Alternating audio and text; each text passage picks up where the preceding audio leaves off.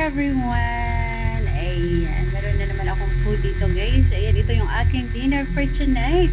Ayan yung ulam natin. Ayan, tinulang manok. Ayan, tinulang manok guys. Ayan, tingnan nyo. And then, meron siyang papaya guys. Ayan, mahinog na yung papaya natin. Malunggay with papaya. Namiss ko kasi yung may sabaw guys na ulam. Ang sarap na ito. Ayan guys, so hinog na yung ating papaya.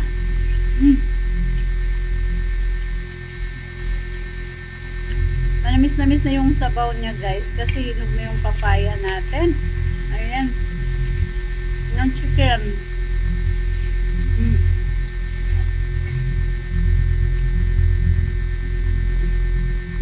Ang sarap kumain na langga.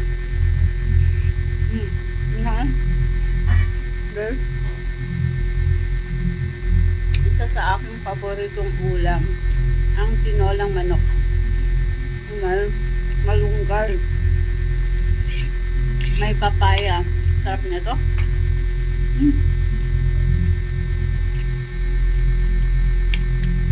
Buhay probinsya guys. Ayan, buhay mahirap.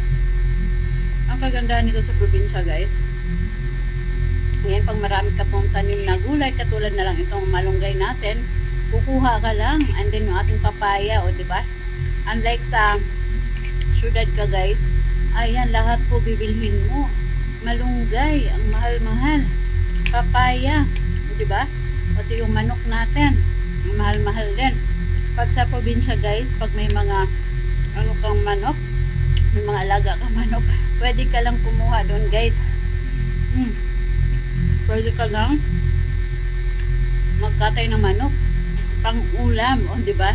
Ang sarap talaga mamuhay sa probinsya guys. Ayan, buhay mahirap, o diba? Ang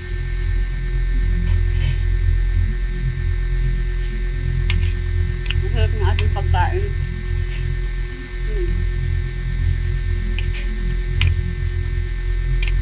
Ating papaya guys, hinog na, no? Ang sarap talaga.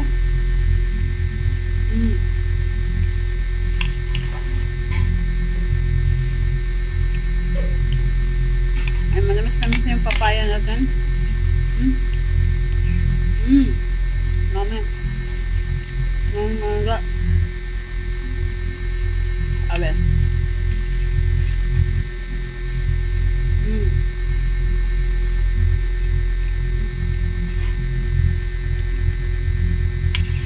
Nanamdam ko yung ano guys, yung sarap ng ating tinolang manok.